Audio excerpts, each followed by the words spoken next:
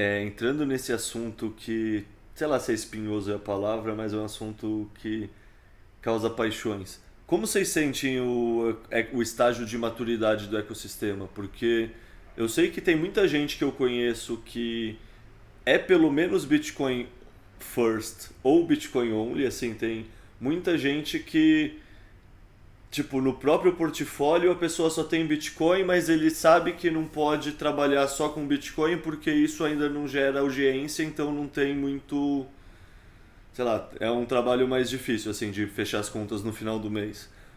Isso ainda é verdade? Como vocês sentem o ecossistema, assim? Vocês estão há mais tempo, né? Vocês já estão vendo a evolução. Como vocês sentem essa maturidade? Vou eu, então? Vai começar. Acho que seria legal tu comentar, Carol, porque isso é uma coisa que a gente tem discutido muito por aqui, É. Leta. A gente tem debatido muito isso, até por essa mudança de rumo, assim, do Zcrypto que a gente vem fazendo vagarosamente há mais ou menos um ano, né?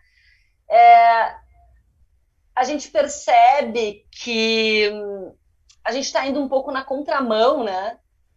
Se a gente for falar em mercado geral, assim, de tudo que está acontecendo, a gente, como posicionamento de uso cripto, está indo um pouco na contramão do mercado geral. Mas acho que a Carol vai saber falar melhor sobre isso, assim, sobre o que a gente tem debatido aqui. É. Eu tenho a sensação que o mercado está totalmente voltado para altcoins agora. A gente tem visto muitas propagandas de várias empresas, jornais, tudo voltado para muito além do Bitcoin. O que tem depois do Bitcoin, sabe? E tudo voltado para altcoin. Metaversos, inclusive Metaversos, pessoas NFT. que eram Bitcoin abrindo, né, para Isso. outros assuntos. Então, acho que agora o mercado está no momento de deslumbramento do mercado cripto como algo para ganhar dinheiro. Né? A gente vê um movimento de especulação gigantesco e aí junta com o cenário de juros cada vez mais baixos, até pouco tempo atrás, inflação super alta, até pouco tempo atrás a renda fixa também estava perdendo para a inflação, então isso tudo estimula as pessoas a irem para ativos de maior risco, e aí justamente no período que Bitcoin estava subindo muito e algumas altas também, só que claro, naquele movimento que a gente já viu em 2017, né, de valorização do Bitcoin, algumas altas acompanham, mas depois elas não mantêm esse padrão, né? Muitas delas colapsam em relação ao Bitcoin quando precificadas em Bitcoin. Mas o mercado ainda está naquele momento super especulativo, catando o próximo Bitcoin, o que vai ser criado em cima de protocolos de outras altcoins. E eu vejo um deslumbramento, assim. E a gente entendendo todo o propósito do próprio Bitcoin, o que está sendo criado em cima dele agora, né? A gente está vendo a Red Lightning crescer muito. Lá na Adopting Bitcoin foi falado muito sobre o que vai ser construído em cima de Lightning, né? Soluções, empréstimos, talvez até tokenização, ou soluções para empreendedores usando a rede Lightning, segundas camadas, drive chains, side chains. Então, tudo isso, conforme a gente foi estudando ao longo do ano passado, começou a direcionar nosso pensamento para realmente, se a camada base ela é mais segura, mais descentralizada, por que as pessoas não estão construindo e se voltando para ela agora, né? Mas a gente percebe que esse movimento especulativo ele tende, né, a esfriar e as pessoas se voltarem para o fundamento de novo, né? Só que isso leva tempo, a gente entende que isso vai de acordo com os movimentos do mercado e que isso tudo tem que acontecer. E por isso que a gente resolveu já se entendendo tudo isso, uh, mudar também nossa forma de construir conteúdo, né? Se voltando para os fundamentos do Bitcoin e já se voltando também para essas outras camadas. E o que pode ser construído no Bitcoin daqui para frente, que já está sendo construído. Então, esse é um movimento que a gente está fazendo de forma bem antecipada e, como a Cacá falou, na contramão do mercado. Mas depois que você compreende as diferenças, como a Cacá falou, do Bitcoin para o restante, apoiar reputação e o projeto em outros projetos da forma como a gente está vendo, né, o mercado e como a gente estava fazendo no início também, é uma questão de sobrevivência futura. Porque se a gente sabe que o Bitcoin vai ser o projeto mais sólido, coisas vão ser construídas em cima deles, que ele é que é o único resistente à censura. por que a gente vai construir nossa reputação e nossa empresa, nossa filosofia em cima de outros projetos, né? E as pessoas não estão enxergando tudo isso que a gente está vendo. A gente percebe que as pessoas ainda estão na narrativa altcoiner, de que outro protocolo vai passar o Bitcoin, de que é mais seguro, que é mais rápido, por isso é melhor. E a gente, não concordando com isso, resolveu fazer alguns movimentos para tentar fazer com que as pessoas acelerassem esse processo. Ok, vamos falar de algumas altcoins, mas comparando com o Bitcoin. Vamos trazer também o lado negativo de alguns protocolos. E é esse movimento que a gente tem feito agora, tentando ajudar as pessoas também através, se elas, né, querem comparar algum altcoin com o Bitcoin, vamos comparar, vamos mostrar por que é diferente, né? Então, acho que é esse o nosso movimento. Não sei se a Cacá concorda comigo. Não, concordo, com certeza. Claro, isso é uma coisa isso é uma visão nossa, né? A gente não sabe, não tem bola de cristal para entender, saber o que vai acontecer aí nos próximos anos. Eu estou bastante ansiosa e animada, né, para ver o que vai acontecer com essas camadas e esses projetos que vão ser construídos em cima de Bitcoin, tudo que a gente viu lá na Adopting em El Salvador. Mas essa é a visão que a gente tem, né? A visão dentro do Zcrypto, assim, né? E eu ia comentar até que há 2 anos atrás a gente tinha uma visão de Bitcoin como moeda, e foi muito legal, inclusive ano passado, de fato, o Bitcoin se tornar uma moeda legal em um país, né? Então, não sabemos se a nossa visão de agora também está alinhada aí com o que vai de fato acontecer no futuro, mas a gente busca não seguir o mercado, e sim o que a gente acredita, o que a gente está enxergando, sabe? A gente tenta se manter fiéis aos nossos princípios, ao que a gente está estudando, ao que a gente está enxergando, por mais que isso não agrade a determinadas, sei lá, marcas, ou ao mercado, ou a maioria das pessoas, sabe? Então, a gente busca isso, assim, seguir firme com o que a gente está enxergando, porque, como já aconteceu, Bitcoin, de fato, se tornou uma moeda legal, então, bora! Então, a gente não está, talvez, com uma visão tão embaçada assim. Então, bora seguir firme e forte na visão que a gente está tendo. Vocês já estavam na Toca do Coelho em 2017? Porque, assim, primeiro, eu acho do caralho tudo que vocês contaram, eu concordo com a leitura, concordo mesmo com toda essa visão do risco reputacional que cada vez mais é pro lado cripto e não pro lado Bitcoin, sabe? Quanto mais o tempo passa, mais o risco reputacional tá na quadra do cripto e não na quadra do Bitcoin only. As pessoas estão realmente entendendo o fundamento e estão se aprofundando. Isso eu acho que é um movimento inerente que vai continuar acontecendo, assim, ser inevitável, assim, é questão de tempo e no fundo sempre vai ser um pouco mais para cá e um pouco menos para lá. E assim, eu gostei muito da palavra que a Carol falou, deslumbramento, assim, porque eu não estava aqui em 2017, então no fundo eu queria perguntar se vocês já estavam, porque pelos relatos que eu vejo tem muito a ver com o deslumbramento que estava rolando no outro mercado, assim, tipo, tudo que eu vejo de, sei lá, de NFT, de metaverso, sabe? São narrativas que, assim, no fundo estão vendendo narrativa, não estão vendendo uma tecnologia nova, não estão, sabe? A Meta criou esse nome para o Facebook, mudou a narrativa, mas no fundo não mudou nada versus o que estava acontecendo 2 semanas antes no mesmo ecossistema. Foi só uma jogada de holofote. E mesmo NFTs não tem uma grande disrupção tecnológica, tem só fundos que descobriram que dá para fazer wash trading usando essa tecnologia. E assim, sei lá, tipo, que nem o mercado da arte serve um pouco para lavagem de dinheiro, você pode argumentar que o mercado de NFT tem algum tipo de valor porque serve como lavagem de dinheiro. E esse é um mercado que existe. Tem muitos mercados ilícitos que existem e que agregam valor. Mas eu quero só não, deixa eu passar a bola pra vocês, depois eu levanto um ponto polêmico aqui que eu queria ressaltar depois também. Eu concordo. Esse deslumbramento é o que eu observo, porque a gente passou da fase do ceticismo, de isso não vai dar certo, isso é ruim, sabe? E agora a gente entrou na fase de uau, talvez isso seja realmente bom, vamos colocar isso em tudo.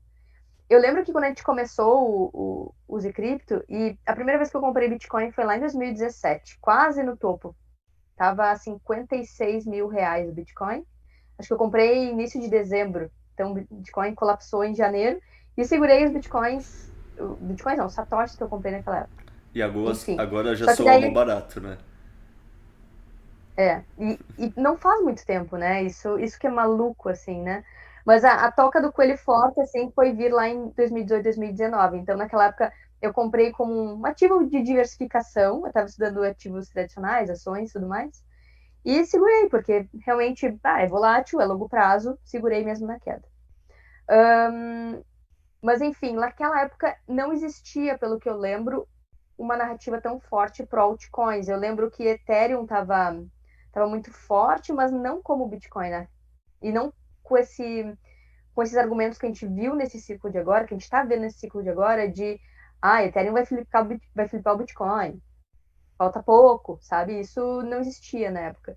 Então, esse ciclo está bem diferente, porque existe uma esperança gigantesca de que as altcoins vão substituir o Bitcoin, ou vão valorizar mais que o Bitcoin, ou aquela coisa que a gente vê nas meme coins, que é o viés de unidade, né? Comprar uma cripto barata, ou milhões de tokens baratos, e aquilo vai valorizar muito, e a pessoa vai ficar milionária. A gente vê isso todo dia. Então, eu acho que esse deslumbramento, ele dá uma iludida nas pessoas. Elas acham que realmente vão comprar qualquer coisa, uma pedrinha na rua e vai valorizar, sabe? Vão tokenizar aquilo e vai valorizar. Então, esse deslumbramento, ele é muito de ingenuidade também. E uma coisa que eu percebo também é que logo que eu entrei e logo que eu comecei a estudar Bitcoin e criptos, eu achava que por ter algum conhecimento de mercado financeiro tradicional, eu ia me sair melhor neste mercado. E a gente vê isso direto com muitos gestores, galera de investimentos tradicionais, chegam rachando e acham que vão arrasar, que vão saber ler tudo, os fundamentos e blá blá blá. E não é assim que funciona. Então, acho que esse deslumbramento, ele vem com essa ilusão de que realmente existe um novo Bitcoin ou novas tecnologias que vão surgir que são melhores que o Bitcoin e que por ter um viés de investimento tradicional, vai ter uma leitura melhor. Quando, na verdade, todo viés de investimentos tradicionais está apoiado em conceitos keynesianos que aprovam a impressão de dinheiro e, por si só, isso já colapsa toda a construção de raciocínio que a gente vê nos investimentos tradicionais. Então, eu acho que esse ciclo está justamente nesse ponto, no ponto em que as pessoas acham que vão chegar e vão consertar o Bitcoin. E vai ter uma nova possibilidade. E por isso também eu acho que ainda é cedo, né? Existe muito para educar. Muitas pessoas que ainda não conhecem o Bitcoin entraram por causa de algum vizinho que comprou um meme coin, um altcoin. Então isso, na verdade, é um gap de oportunidade para educar sobre o Bitcoin e para as mudanças que realmente ele pode fazer. E complementando o que a Carol trouxe, é um ciclo onde as pessoas falam muito: eu quero fazer dinheiro, eu vou comprar cripto barata que valoriza muito mais do que Bitcoin. Bitcoin já valorizou tudo que tinha para valorizar. A gente lê muito isso, assim, dá uma tristeza no coração, né? Então, de fato, as pessoas precisam entender o fundamento do Bitcoin. Cara, como ele é diferente, sabe? Para que ele, de fato... O Bitcoin tem muitas facetas, né? E as pessoas só enxergam o preço, a grana, o fazer dinheiro, e não é só isso. eu demorei para comprar Bitcoin justamente por causa disso, que eu até apelidei de viés de platô. Que é, não, já subiu tudo que tem que subir, agora vai naquele gráfico que vai subindo, vai diminuindo a facilidade de subir, vai chegando numa assíntota horizontal, e aí o negócio vira uma reta. Assim, eu tinha certeza que isso ia acontecer quando eu fosse entrar e que não valia a pena. Eu acho que eu perdi no mínimo um semestre, talvez anos da minha vida por causa dessa ideia, assim. Isso é dessas coisas que dói lembrar, mas ao mesmo tempo ensina humildade, né? Tipo, porque é isso, a gente toma umas decisões com muita certeza e pouco estudo. E isso que é o mais bizarro, assim, o quanto tem muita gente inteligente que fala coisas com muita certeza e pouco estudo, assim, e tipo, em outros temas elas não fariam isso. Mas justamente para elas acharem que por ser do mercado tradicional, elas têm um grau de compreensão melhor sobre o que está acontecendo aqui. Elas não percebem a mudança de paradigma que envolve tudo o que está acontecendo. Tipo, tem uma roupagem parecida porque tem uma exchange em vez de uma corretora. Mas não, você não vai conseguir ser o governo do Canadá e apreender e confiscar os fundos da plataforma de vaquinha. Você não vai, porque está em Satoshi, não está mais em Fiat. E isso muda tudo, e o pessoal mais Faria Limer não percebe, não coloca na balança e não entende a diferença, né? É muito doido. Tem gente que nos pergunta, vocês são formadas em quê? Vocês são formadas aí em algo de investimento, administração, programação? Não, cara, não. Formadas em autodidatismo. Para estudar Bitcoin, você tem que ser autodidata, você tem que ir atrás, pesquisar, estudar, ler artigo, não é só no Brasil, é fora, ler artigo em inglês, muito artigo em inglês. É o Proof of Work, né? Tipo, eu concordo 100% com o termo, é Proof of Work. Proof of Work não é só na mineração, Proof of Work envolve tudo relacionado ao Bitcoin. Exatamente. E é muito doido isso, porque a gente observa que às vezes a gente fala, ou a pessoa leu, mas não caiu a ficha. É um momento que cai a ficha. Então a pessoa tem que se expor tantas vezes àquele conteúdo para na quinta, sexta, sétima, décima, cada pessoa vai ter o seu clique, né? Aí vai cair a ficha. E aí é quando a toca do coelho se abre, né? Mas até isso acontecer, é essa superfície voltada para preço. E para mim, o que combate, de alguma forma, esse pensamento de que Bitcoin não vai valorizar mais, é aquele gráfico do preço do ouro na República de Weimar, que ele fica super oscilando numa área, e daqui a pouco, bum, é um movimento parabólico que não tem mais volta e acabou, sabe? Colapsou a moeda e já não tem mais como voltar no tempo. Então, eu acho que para mim é isso que as pessoas não estão enxergando que pode acontecer com o Bitcoin. E aí é o custo de oportunidade você não ter Bitcoin num movimento desses, né? Quando o mundo flipa de padrão monetário. Pra mim é muito doido o grau de certeza que as pessoas têm com o Brasil, assim. Tipo, parece que não estudaram história e não estudaram geografia, não sabem a história do Brasil e não sabem a história de todos os nossos vizinhos. Olha o que está acontecendo na Venezuela, olha o que estava acontecendo na Argentina. Tipo, antes já aconteceu em vários outros também. Colômbia, tipo, a gente não tá assim entre Alemanha e Áustria e Suíça, sei lá, a gente... Mas ao mesmo tempo, Leta, é doido o que está acontecendo agora no Canadá, né? Um país de primeiro mundo. Quando que a gente ia imaginar país de primeiro mundo trancando contas das pessoas, né? Não, mas vários memes falando que o Trudeau é o head de marketing do Bitcoin desse mês, assim, funcionário do mês, porque como você consegue demonstrar para um cara que cresceu numa dessas nações paga-lanche que o Estado pode ser maldoso com você, que o Estado não é só correto? Eu tive essa sensação clara em El Salvador conversando com um alemão. Não sei se vocês compartilham essa visão, mas porra, pra mim era muito clara a diferença entre pessoas do meu albergue que estavam por causa do Bitcoin, era um argentino, era um mexicano, e aí dois alemãos que tinham ido lá só para surfar e assim não se entendiam muito Bitcoin, não confiavam no governo. E assim, para mim é muito mais fácil você adotar quando você tem motivos reais para desconfiar do governo, porque querendo ou não, é proof of work, dá trabalho. E esse trabalho você tem preguiça e se tá tudo bem, você tem menos necessidade, né? Você valoriza menos um remédio quando você não tá com dor de cabeça. Não sei, como vocês sentiram isso? Eu acho que tem a ver bem com o que tu falou, Leta, porque aqui no Brasil, por mais que a gente não tenha uma história recente, super recente de hiperinflação, eu lembro, eu com 5 anos, ganhei minha mesada, guardei, já fazia stake em Fiat na época, guardei dinheiro, fui comprar um negócio na padaria e aquelas notas não valiam mais nada, com 5 anos. Então, a gente viveu algumas coisas do Brasil que nos fazem desconfiar, né? Do governo, das ferramentas que existem, da capacidade de resolver os problemas.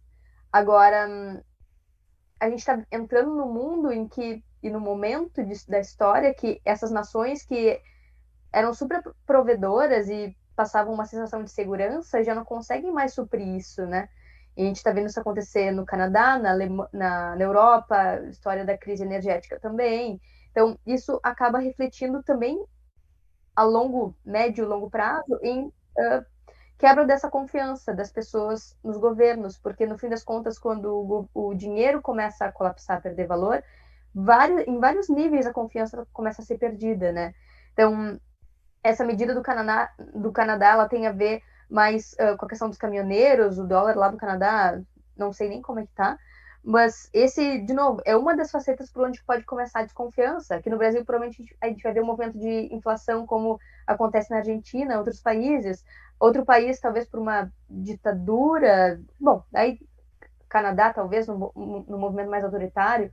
Mas aí pega a galera do Belarus, que estava protestando e usando o Bitcoin para conseguir se manter, porque foram demitidos e cortaram contas bancárias. Galera da Nigéria também, que não podia protestar. Então, eu acho que a gente vai ver por vários pontos essas quebras de confiança e as entradas para dentro do Bitcoin por cada toca do coelho, né? Não, e é interessante disso que você falou. Imagina se Belarus, sei lá, ou imagina se o Putin e a Rússia tomassem a mesma medida que o Trudeau tomou. Imagina se você ouviu a notícia aqui no Ocidente que Bielorrússia, ou Belarus, eu acho que o país mudou de nome para Belarus, né? Agora eu não tenho certeza se é a versão em inglês, é Belarus. É, faz tempo aula de geografia. Mas enfim, imagina se esse país dá uma dessas. Ou se o Putin faz uma dessas. Começa a prender fundo de manifestante. É um negócio que a gente não noticiaria de maneira tão branda. Tipo, quando o negócio acontece no nosso quintal, a gente deveria prestar mais atenção, não menos atenção. E muita gente que não está atenta vai deixar isso passar batido. E não deveria. Tipo, eu conversei ontem no sessão de Hopium que pra mim isso é algo que quem usa OPSEC tem um motivo maior ainda, por exemplo, para querer aumentar o OPSEC.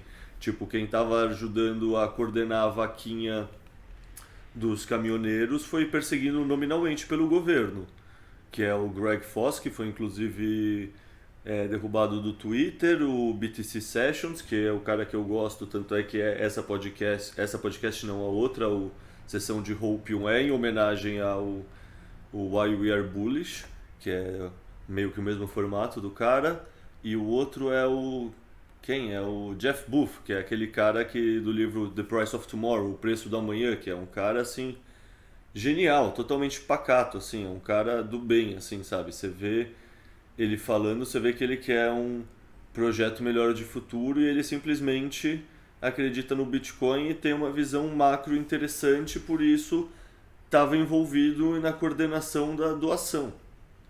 Isso não deveria fazer ninguém ser perseguido. Isso, em qualquer lugar do mundo, isso ser perseguido, se é num país africano, a gente chama o cara que manda no país de ditador.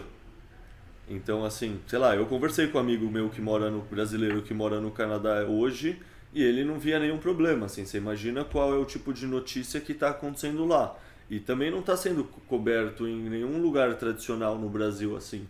Com certeza a informação média que está sendo trabalhada não mostra a gravidade da situação em ponto de vistas de autonomia monetária que a gente que consegue estudar mais o Bitcoin vai entendendo como isso é realmente a parte principal do Bitcoin. É que isso é o que só. É que assim, quando acontece um problema nesse nível, é só a descentralização que permite as pessoas manterem a sua autonomia. E é por isso que outros protocolos não se enquadram e não são usados nessa situação. É Bitcoin para manter a soberania das pessoas e a autonomia e a capacidade de trocar valor, né? Então eu acho que também isso entra na história da guerra de narrativas que existe no mundo hoje também, né? E de manipulação de informação, de dados. E aí a gente pode, enfim, trazer inúmeros exemplos, até como o gasto de energia do Bitcoin, que seguido tem banco anunciando no Google, no Twitter, notícias sobre como o Bitcoin gasta energia. Só que por que eles estão promovendo esse tipo de notícia? É para divulgar notícia da NFT. errada, PUD. É para divulgar a notícia de NFT e Ethereum e esse ecossistema. Por que essas shitcoins existem tanto? A resposta é porque os fundos de investimento não podem fazer dinheiro simplesmente investindo no mercado tradicional. Isso é um golpe que é conhecido como pump and dump e supostamente a SEC, que é a CVM deles, regularia isso. Por mais que lá também seja corrupto, supostamente isso é ilegal. No mercado cripto isso acaba nem sendo ilegal. Então, assim, é um lugar que, não sei, no fundo, assim, é um ecossistema digital que meio que velho oeste, assim, você anda lá com a mão no bolso, assim, protegendo a carteira, porque, sei lá, só você vai stakear em um lugar, passar pro outro, você já pagou quanto em taxa, em gasolina, que chama, né, o gas? Tipo, Yes. e sei lá, eu sinto que tem uma puta assimetria de informação acontecendo. E é isso, tipo, tem Uhum. muita gente que tá muito empolgada, e por isso que eu adorei a palavra que você usou de deslumbramento, que tem muita gente que tá muito empolgada, só que é isso, ela tá só empolgada, ela não realmente estudou de fato, ela não passou aquela barreira de 100, 200 horas estudando só o Bitcoin para entender. Sei lá, isso que você está falando dos governos intervirem, no fundo, eu gosto muito da figura do grande filtro, que é aquela coisa do paradoxo de Fermi, que se existem outras espécies inteligentes no universo, por que elas não entraram em contato com a gente? Esse é o paradoxo de Fermi. Se o universo é tão grande, deveria existir outras espécies inteligentes. Se existe, como assim eles ainda não entraram em contato com a gente? Posso estar falando alguma coisa um pouco imprecisa, mas a ideia geral é essa. E a ideia é que o grande filtro aplicado, tipo, no mundo físico, pode ser que qualquer espécie inteligente descobre energia nuclear e se autoexplode. Pode ser que um planeta fica na zona habitável, mas é bombardeado por meteoro, cometa, e ele não consegue evoluir tempo suficiente para desenvolver esse tipo de viagem intergaláctica, sabe? Vai ter, ou pelo menos intersistemas solares. Tem alguma coisa que geraria as espécies não conseguirem chegar tão longe. E por isso as vidas inteligentes não Uhum. se comunicariam. E supostamente isso chama a teoria do grande filtro. O grande filtro Uhum. aplicado nas criptomoedas é justamente isso. Eu consigo chegar com uma arma e apontar para a cabeça do criador do Ethereum e falar, cara, muda isso aqui, coloca uma backdoor, coloca uma coisa diferente no código, senão eu te mato, senão eu mato sua filha, senão eu mato sua, sei lá, toda sua família. Qualquer outra moeda você meio que conhece isso. Então, assim, desencanando de discutir toda a questão ética de ter moeda pré-minerada, que eu já também não consigo concordar, mas tem pessoas que vão argumentar que é que nem investir numa startup, você tem o cara que criou e tem todo o mérito dele, e aí eu vou argumentar que eu acho que se é uma startup deveria ser regulado, não devia fazer marketing enganoso, mas enfim, ainda vai ter esse argumento. Mas só o argumento do grande filtro, para mim, assim, se você entende o que o Bitcoin está fazendo e o que ele se propõe, você entende que qualquer outra moeda que serve, ela vai estar querendo fazer a mesma coisa, só que ela não vai ter a mesma estrutura e ela não vai conseguir passar por esse grande filtro. Então é melhor pegar o que está mais Uhum. bem estruturado e é mais antifrágil para sobreviver ao grande filtro, que é o que tem mais efeito de rede, tem maior taxa de capacidade de processamento, hash rate. Então, puta, pra mim é isso, tem uma simetria de informação muito grande entre o mercado cripto como um todo, que, sei lá, a informação tem umas pessoas que entendem bastante de tudo e muitas pessoas que não entendem nada. E o valor tende a fluir dessa grande reserva de muitas pessoas que não entendem nada para esse grupo menor de pessoas que entende bastante o que está acontecendo lá. Não sei, como vocês veem É, esse ecossistema? muito, muito como tu falou, Caio. Eu acho que tem uma frase que tem batido muito na minha cabeça, que a galera tem falado muito pra gente, né? Alguns seguidores ainda não conseguem entender por que a gente fala mais de Bitcoin. E eles vêm com uma frase que é: ah, isso é coisa para os ricos. Os ricos querem que a gente compre Bitcoin, porque ele não vai subir mais e vocês estão manipulando o mercado, como se fosse um espelhamento do que acontece já no mercado cripto e de outras altcoins, né? Mas eu concordo com a teoria do grande filtro e eu acho que também com a teoria de sentar para entender e botar a bunda na cadeira, estudar o Bitcoin e ver as diferenças com outros projetos. Porque. E também tem a história do tempo de mercado. Porque o que a gente tem observado é que surgem muitos protocolos, muitos projetos, e do nada dá um bug, dá um hack, dá alguma coisa. E no início tem tanto marketing, né? Ah, porque vai ser incrível, vai escalar, vai fazer. mil coisas, mundos e fundos. Aí quando vê, pum, acontece justamente o que a galera Bitcoiner estava falando que ia acontecer. Tem um livro que é o Guerra dos Blocos, que é incrível, fala justamente sobre isso, quanto muitas das coisas que estão acontecendo agora e já aconteceram no passado foram previstas pelos desenvolvedores do Bitcoin, mas que a gente só vê com o tempo acontecer, porque os protocolos começam a rodar, começam a tentar colocar em prática tudo que se propuseram e pum, dá problema na escalabilidade, na segurança, na descentralização. E aí começa a ficar evidente para as pessoas esses problemas, né? E a gente tem observado que desde muito cedo os desenvolvedores do Bitcoin, os mais conservadores com relação ao protocolo e às alterações e o que poderia ser construído, conseguiram ter uma visão e visualizar até onde o Bitcoin poderia ir ou não na camada 1 e o que deveria ir para a camada 2. A gente também não entendia isso muito bem lá em 2018 e 2019, mas o Proof of Work o nosso Proof of Work nos ajudou a compreender isso. E eu acho que existe essa simetria. Eu acho que também o que a gente está fazendo agora, que é falar sobre isso e produzir conteúdo, ajuda a reequilibrar um pouco essa simetria. As pessoas vão acessar esses conteúdos e vão conseguir enxergar tudo isso que a gente está falando, e um pouco do que a gente está falando pode ajudar as pessoas a terem esse clique de se voltar mais para Bitcoin. Mas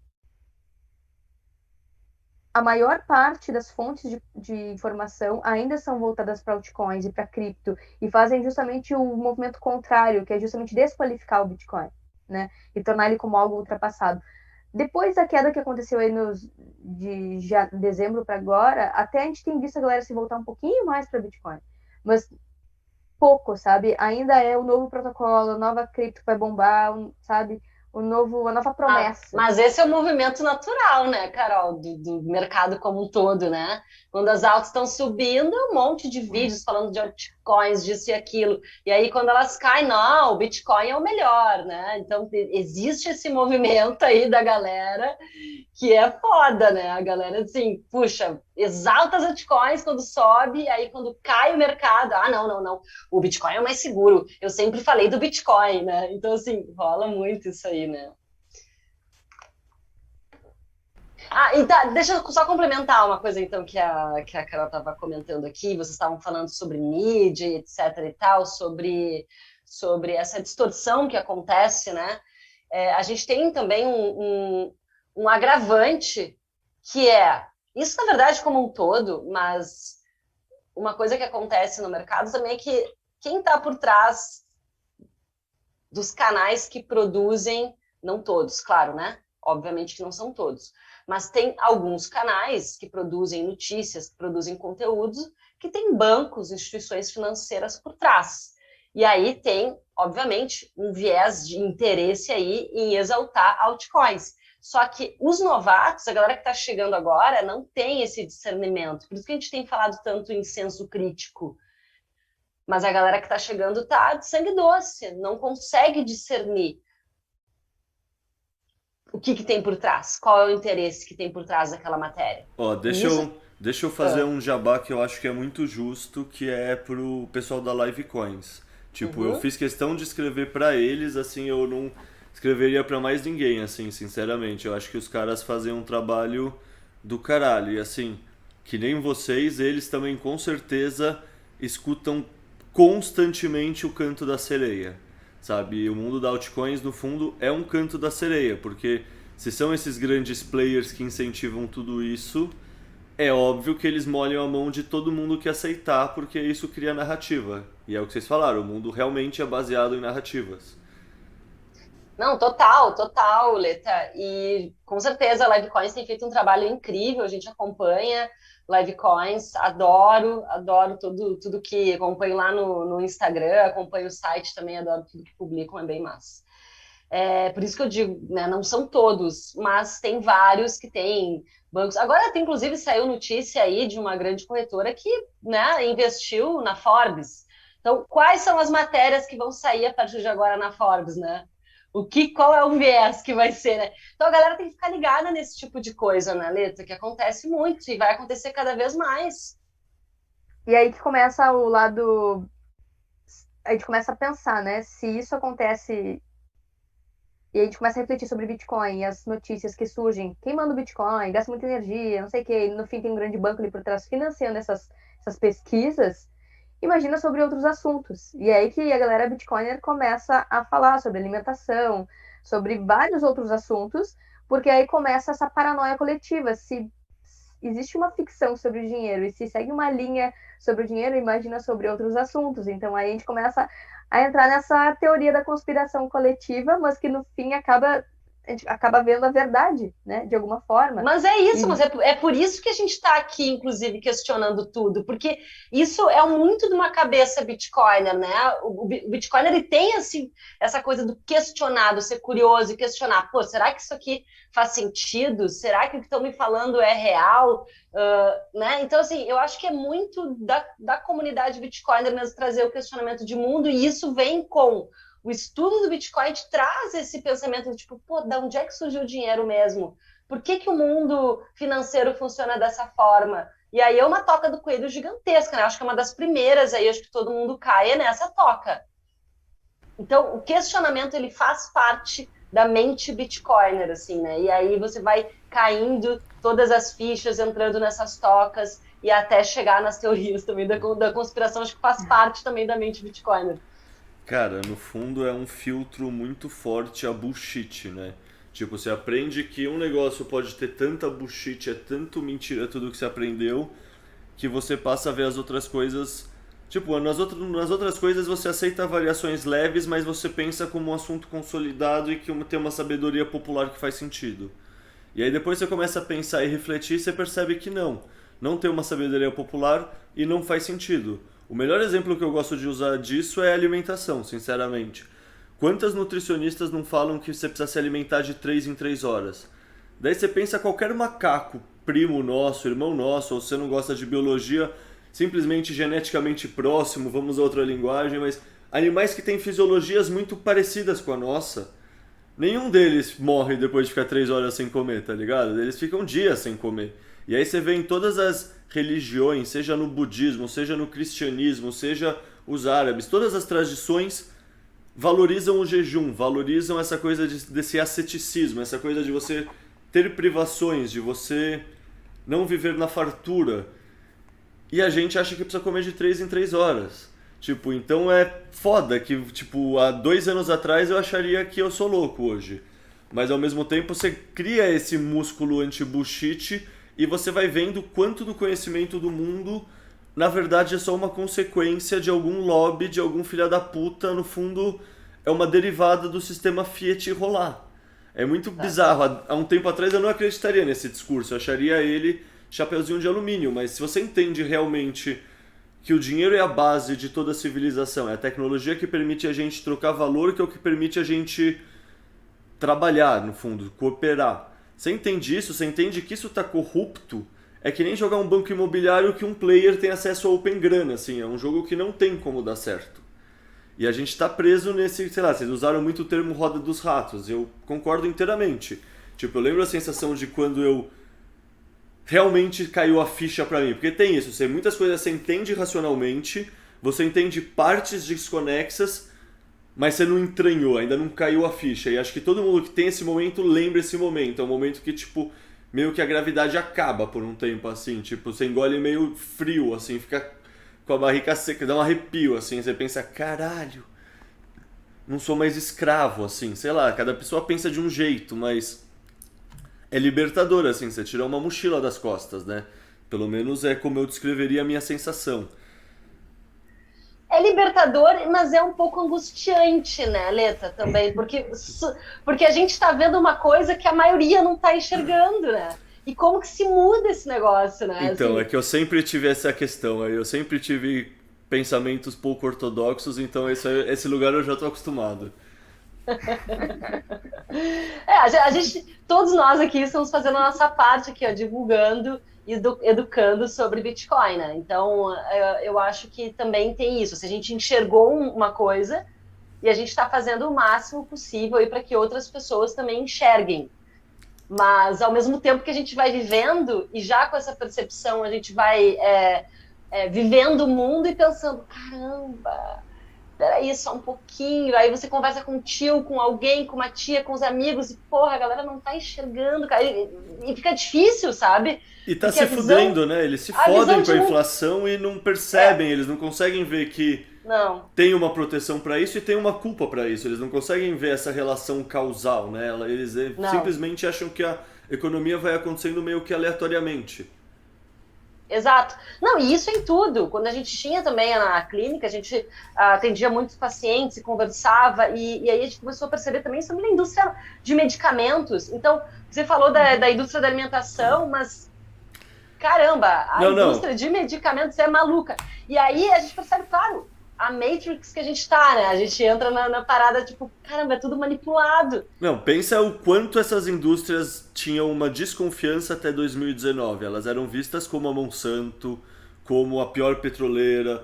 Tipo, empresas Big Pharma sempre foram odiadas e com razão. Você vê toda a grave crise dos opioides que rolou lá nos Estados Unidos, sei lá quantas mil, ou chega a ser milhares, sei lá, quase milhões de pessoas que têm uma vida de merda ou morreram de overdose desse rolê, só para umas famílias que é dono da... Acho que a família Sackler, se eu não me engano, que é dono desses remédios, ganha mó grana viciando os caras a ficar... Tipo, você tem um acidente, você vai pro hospital, você tá na UTI, você não sabe, te deram um opiáceo que é viciante, você sai e você tá viciado. Tipo... Você simplesmente teve azar e aí você se fudeu na sorte da vida e agora você se fudeu. E assim, isso são coisas que a indústria farmacêutica faz. E isso é fato. E todo mundo de esquerda, todo mundo de direita, é algo que todo mundo rechaçava há 2 anos e pouco atrás. Todo mundo que era consciente sabia que a farma era tão problemático quanto a Monsanto. E aí, tipo, é difícil não colocar chapeuzinhos de alumínio quando... Tudo que o pessoal de Chapeuzinho de Alumínio falou nos últimos 2 anos e que no começo eu não via, foi se comprovando. Tipo, de fato, a tentativa é introduzir passaportes de vacina no mundo inteiro e eles são o caminho para controle de crédito social. Tipo, no fundo, o que a gente está vendo no Canadá lembra muito coisas que o pessoal do Chapeuzinho de Alumínio falariam. E é bizarro isso, assim, é tipo um negócio que eu, como uma pessoa que não vim da bolha libertária, imagino que vocês também não tenham essa origem, tipo, vocês falaram que a Carol